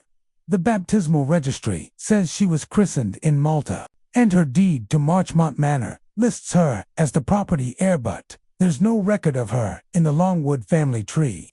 Miss Marple felt that unmistakable prickle at the base of her neck. Lies didn't usually layer themselves, so unless someone was trying to cover too many truths. Her investigation began with a visit to Marchmont Manor, now partially converted into a boarding school for girls. Miss Marple knew the headmistress, Miss Gwendolyn Sharper, sharp-tongued disciplinarian with a surprising taste for cryptic crosswords. They sat together in the drawing room, sipping Earl Grey, while Miss Marple delicately probed. I'm looking into some historical inconsistencies, she explained, regarding a Miss Margaret Blaine. Miss Sharp leaned back in her chair. Yes, I've come across the name in the old occupancy records, East Wing, but nothing substantial. She kept to herself, left behind only a few boxes, now in storage. Would you care to see them? Within the hour, Miss Marple found herself in the manor's attic, surrounded by dust and forgotten furniture. Among the boxes, one bore a wax seal marked with the symbol of a lion rampant. Inside, faded letters, yellowed passports, and a single photograph. It showed Margaret Blaine Young poised and smiling beside a man in uniform. The uniform was unmistakably that of a Soviet officer. The letters revealed a different identity. Margaret L. Blaine was not her real name, but an alias. Her actual name was Lenka Belanova, Czech, émigré, and suspected intelligence courier during the early days of the Cold War. The letters were coded, but Miss Marple deciphered enough to gather that Lenka had passed information to both British and Russian handlers. Among the documents was a journal part English, part Czech. In one entry dated 1947, she wrote, "The manor is quiet. I fear discovery.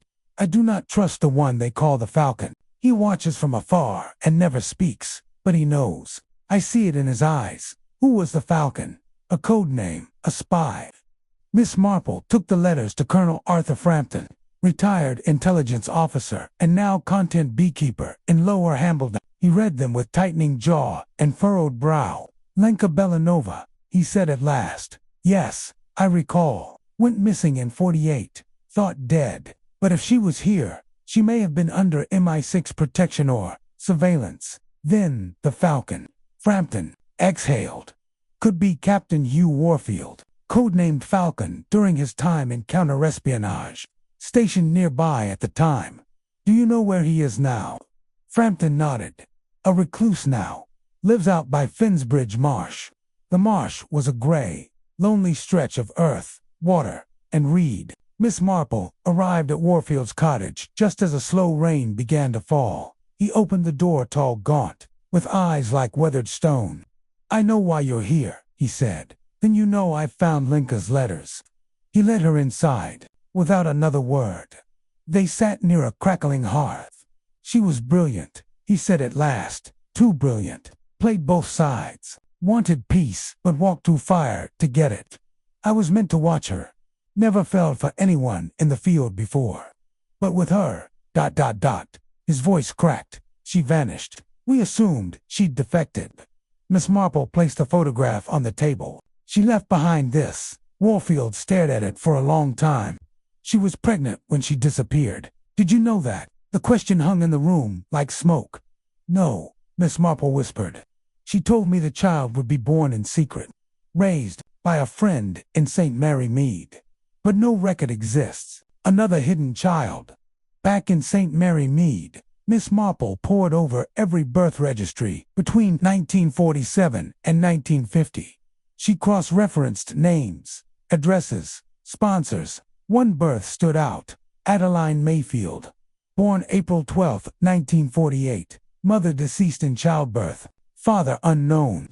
Adopted by the Mayfield family. Miss Marple remembered Adeline tall, with a regal bearing and the sharp wit of someone older than her years. She had left the village in her 20s to become a journalist, and now worked for a foreign bureau in Brussels. Miss Marple sent a letter, carefully worded, asking if Adeline might visit. Adeline arrived 2 weeks later, curious but cautious. They met over tea. "My dear," Miss Marple began gently, "I believe your birth mother may have been Lenka." Adeline blinked. "I was told she died in childbirth." "She did.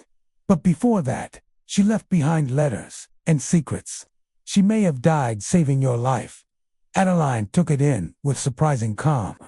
"I always felt like I didn't quite belong," she said. "Like there was a song I heard as a child that I couldn't find the words to." Miss Marple gave her the journal, the photograph. "Your story is older than you, but perhaps now it can be yours." The events rippled. MI6 quietly claimed that letters and files. Colonel Frampton ensured that Lenka's name was added to a classified ledger of unsung hero. The village spoke of strange happenings once more, but with awe, not scandal. Adeline returned to Brussels, but visited often. Each time, she left a fresh lily at the base of the old elm behind Marchmont Manor, where Lenka was said to have walked. Miss Marple stood there one evening, the last light slanting across the field. Echoes lingered, of deceit, of sacrifice, of lives hidden behind names. And in the hush that followed, the truth sang quietly, like a lullaby remembered too late, but still remembered, always remembered. Chapter 13. The final stitch. The village of St. Mary Mead held its breath as autumn crept in, curling leaves into crisp spirals and tinting the hedgerows in ochres and scarlets. The market square stood quieter now, touched by the hush of cooling days and longer nights. Yet, under the stillness, Miss Marple sensed a tension, not in the changing seasons, but in the shifting currents of truth. As one secret laid bare often revealed another, she knew the pattern was far from complete. A week after Adeline Mayfield's departure, a parcel arrived at Miss Marple's cottage. It was wrapped in oilskin and bore no return address. Inside, an antique embroidery sampler, fragile with age. The stitching was immaculate floral borders framing a simple message in blood-red thread: "Beware the stitcher of silence." Folded within the sampler was a note: "Miss Marple, you are close, closer than you realize. The tapestry is not finished. Seek the maker of the original. She has been forgotten, but her needle held power. No signature, no date." Miss Marple examined the stitching closely. She recognized the pattern. It was identical to one on a cushion in the rectory's sitting room, a cushion sewn long ago by Agatha Fosbury, a woman dismissed by most as a recluse with a fondness for lavender and cats. But Miss Marple remembered her differently, as a young seamstress once employed at the estate of Lord Julian Havisham. Lord Havisham's estate, Maplethorpe Hall, now stood abandoned on the edge of the county line. Locals avoided it, calling it cursed. Whispers told of madness and disappearances in the 1930s. Miss Marple, accompanied by Inspector Crabenat, quiet man with a scholarly demeanor and a history of trusting her instincts, visited the hall late one morning. The gates creaked on rusted hinges, ivy strangled the facade. Within, the silence pressed like thick cloth over their ears. They walked carefully through rooms thick with dust and memory, until they reached what had once been a drawing room. A faded tapestry covered one wall. Beneath it, a sewing basket sat undisturbed. Inside were threads, needles, and a journal. The entries belonged to Agatha Fosbury, spanning from 1928 to 1932. They began innocently: descriptions of the Lord's daughters, morning teas, and sewing commissions. But then they darkened. April 1930. Lady Evelyn weeps at night. She says he watches her from the mirror. June 1930. The nursery is always locked now. Strange for a place where no child has lived. October 1931. My needle bleeds more than it stitches. I have been asked to create something unholy. The final entry, December 1932. If this is my end, let it be known I wove their sins into the lining. The truth is under silk and gold. May it one day unravel. Miss Marple traced the journal's references to a particular tapestry in the East Wing. With Craburn's help, they removed it from the wall. Behind it, etched faintly into the plaster, were names, dozens of them, women and children, all missing from the official record. The names formed a pattern, and in the center, the initials J.H., Julian Havisham. The unraveling began. Miss Marple brought the evidence to Bishop Wycliffe, now semi-retired, but still a respected moral authority. He read the journal in silence. When he looked up, his face was grave. I always suspected something was wrong at Maplethorpe, he said. But this is institutional silence. A discreet investigation followed. In church records, Miss Marple found a pattern of disappearances, maids, governesses, wards, all dismissed quietly. No investigations, no obituaries. And at the center of every timeline was Lord Havisham, but he had died in 1934. Or so it was said. Miss Marple's mind refused to settle. Death certificates could be forged, graves could be empty. She petitioned the diocese to exhume Havisham's tomb at Maplethorpe's private chapel. Reluctantly, and under strict confidentiality, the request was granted.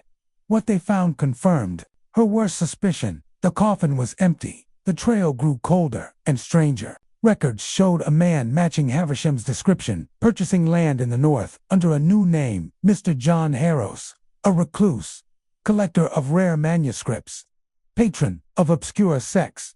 Miss Marple, with Inspector Crayborn and Colonel Frampton, traveled to the isolated property in Cumbria, where a grand but decaying house stood among wind-lashed hills. They arrived at dusk. The caretaker, a deaf old man, waved them in. Within the house, they found relics of medieval mysticism, dusty tomes, and strange embroideries on every wall. In the center of a dark library was a chair, its back to them. Slowly, it turned. A frail man sat there, skin translucent, eyes pale with cataract, but unmistakably Julian Havisham. So, he rasped, the old lady finally comes to unravel the tapestry. He confessed, though not with shame. He had faked his death to escape prosecution, paid off coroner, clergy, police, his crime's ritualistic punishments, and the disappearance of unclean women he justified with warped theology. They were stained, he said. I was the needle of judgment. Miss Marple, voice cold as winter, replied, No, my lord, you were the stain. Crayborn arrested him then and there. The trial that followed was sensational. Even in old age, Havisham's crimes sent shockwaves through Britain. Testimonies from survivors emerged. Hidden cellars were found beneath Maplethorpe. Agatha's journal became a centerpiece of evidence. The tapestry was preserved as historical artifact. The final stitch, indeed, held truth. In the months that followed, Miss Marple returned to her peaceful rhythms. But one day, she received a letter. No address, just a single line. The next tapestry begins in Brussels. It was signed, A.M. Adeline Mayfield. Miss Marple smiled. The tapestry continued.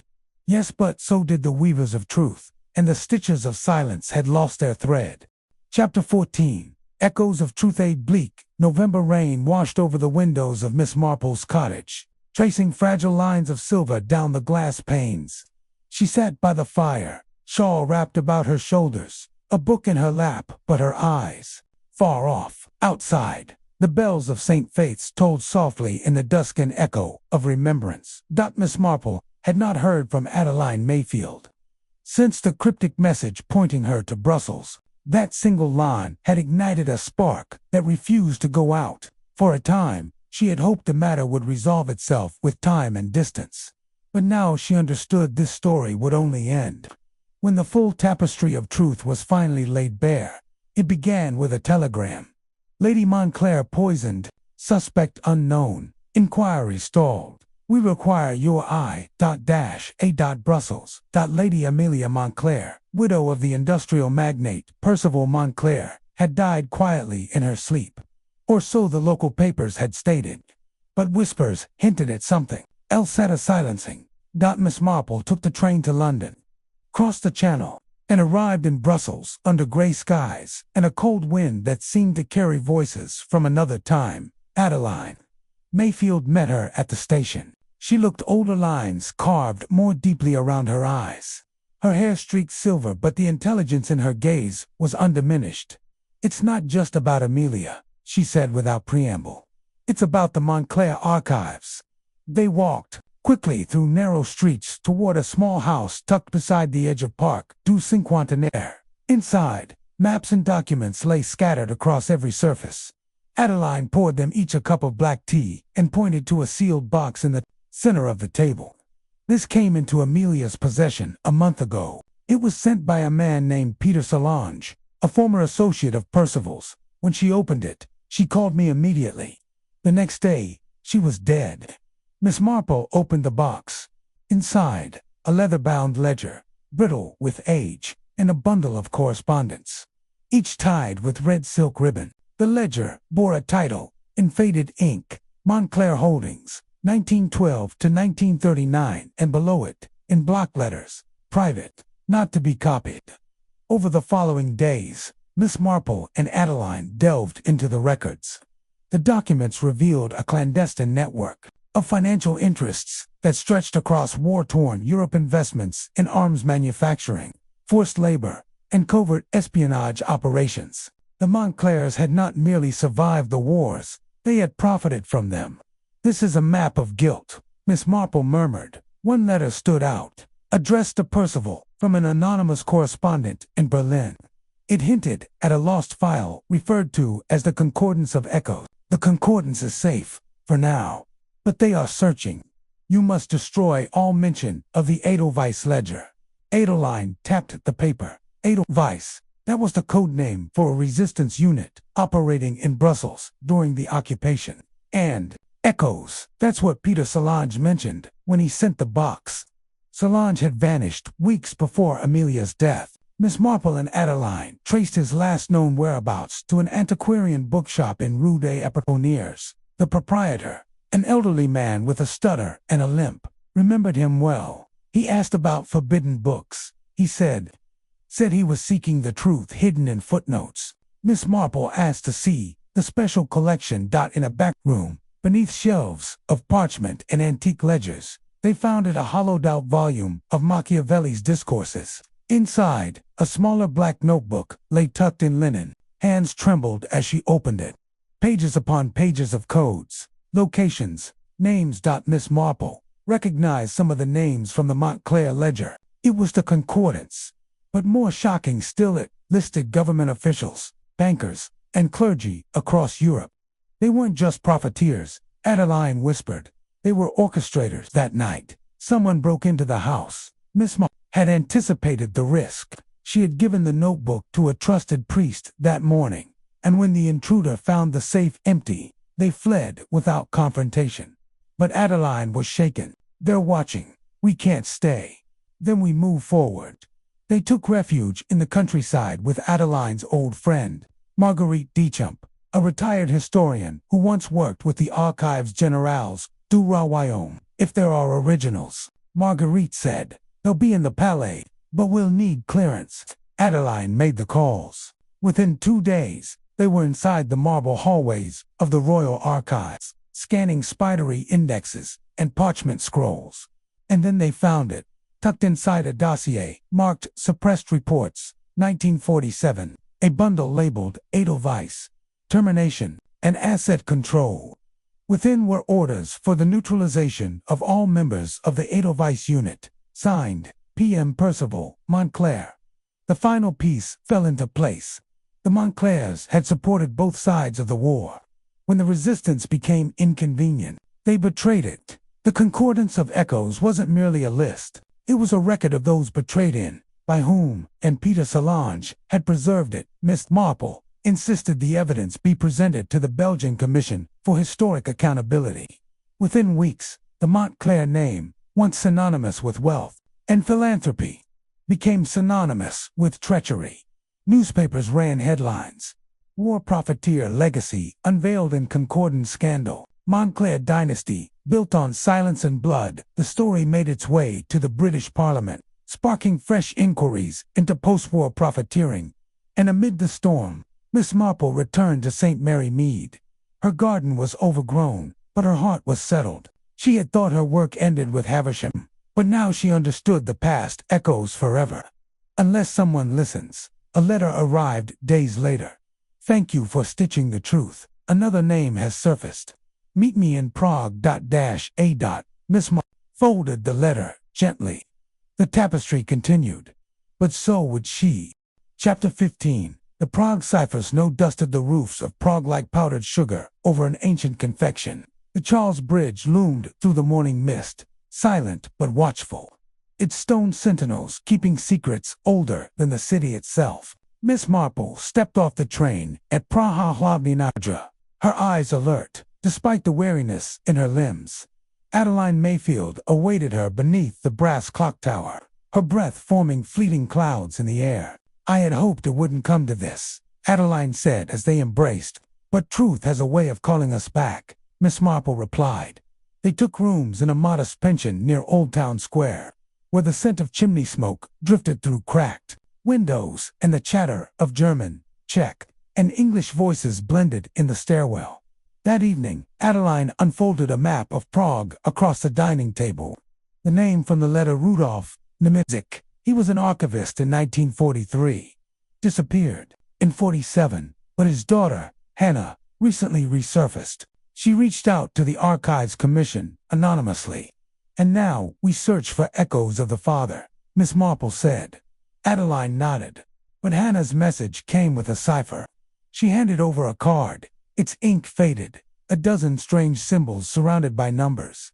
Miss Marple studied it. A polyalphabetic substitution, cipher possibly keyed through a historical event. They spent hours cross-referencing the numbers with dates, buildings, street names, and finally, a line from an obscure letter dated November 8, 1943, where the astronomer taught, his truth lies hidden. The next morning, wrapped in wool and purpose, they visited the Clementinum, once home to the Jesuit University and its legendary library. They climbed the spiral staircase to the astronomical tower. At the top, Miss Marple found it a single brick loose behind a brass telescope mount. Inside, a tin canister, sealed with wax dot. Inside the canister, a notebook and a torn photograph of 5 men in military garb. The reverse of the photo read, Project Janus, 1944. The notebook, written in Czech and Latin, detailed something chilling. Attempts by Nazi intelligence to infiltrate the Czech resistance by creating false doubles of its leaders, Janus operatives, trained to mimic and betray. Identity turned into a weapon, Adeline murmured. Among the notebook's final pages, a name appeared repeatedly, Karel Vazala. A search through the modern archives showed Vazala had survived the war, relocated to Vienna under a false identity, and later became involved in post-war trade deals with British investors. He's tied to the Concordance, Miss Marple deduced. But more than that, he may have been one of the Janus operatives. Their next step was clear. In Vienna. Beneath the opulent chandeliers of the Hofburg Palace archives, they met Dr. Lukas Bauer, a historian who had tracked Vazala's movements for years. He used the alias Erich Weiss. Bauer, confirmed, lived in Salzburg until the 60s. He died in obscurity.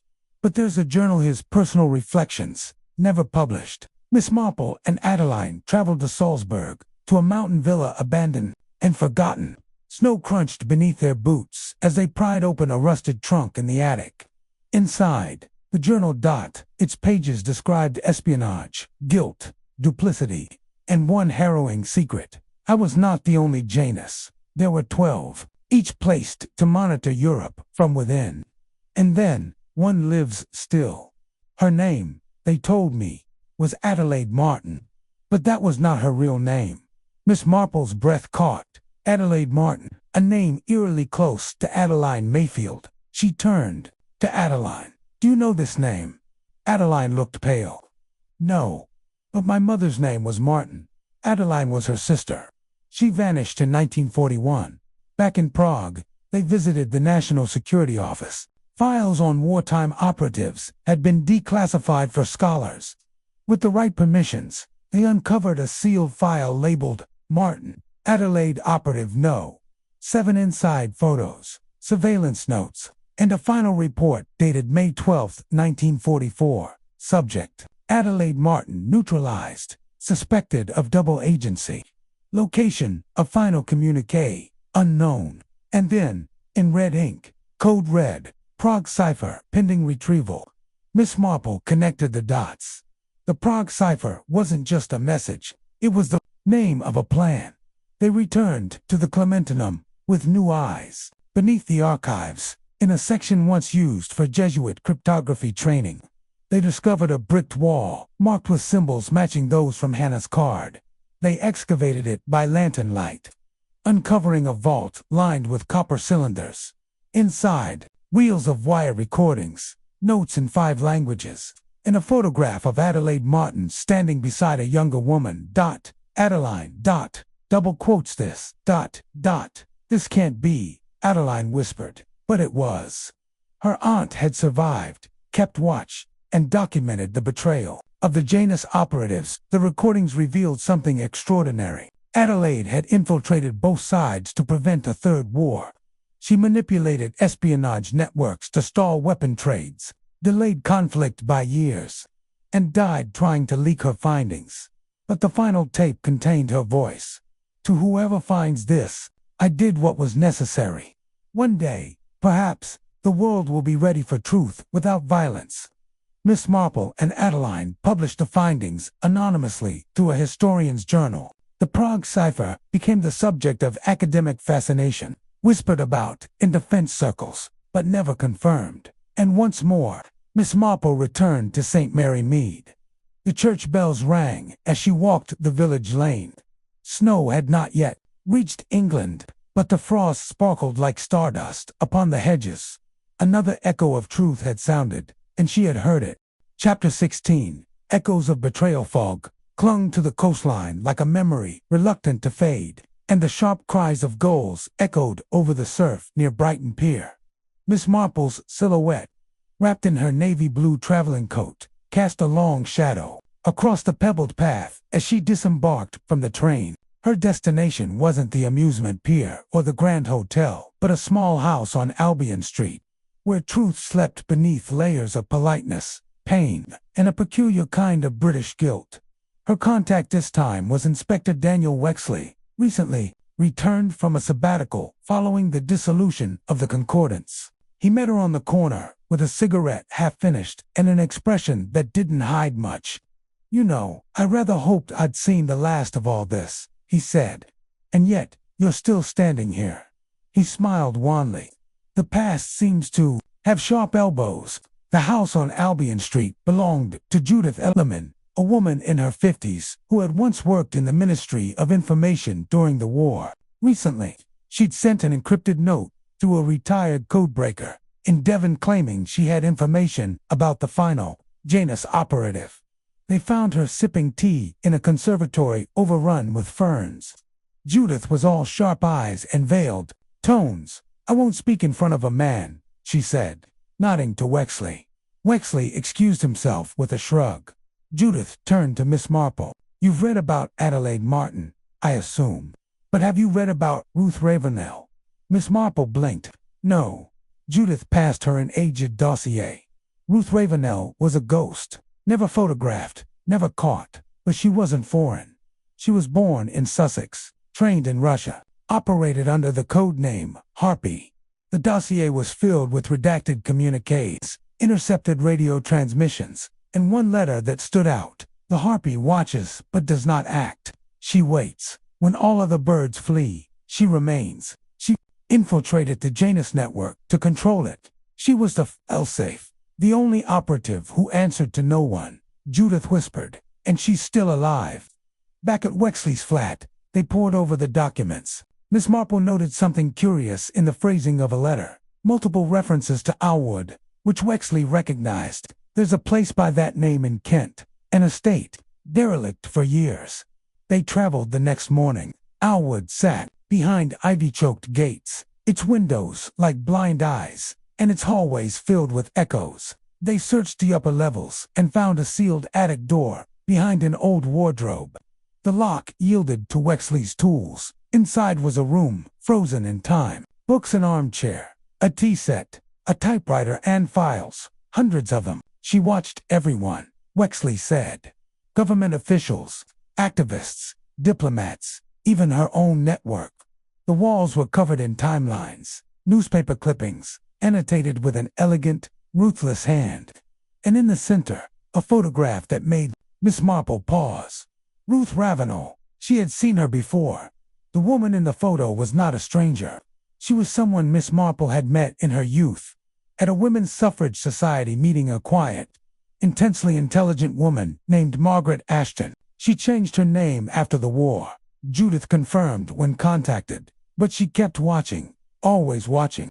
Margaret had been declared dead in 1951, but a note, tucked behind the photo, read, "Trust no obituary, not signed by your own hand." Miss Marple and Wexley tracked Margaret to the town of Rye, where a nursing home called Fernbrook kept no public records, but had suspiciously tight security. They gained access under the pretense of inspecting elder care standards. A nurse led them through the quiet halls until they found room 9. Inside, a woman, still regal, with silver hair pinned neatly, reading a book of poetry.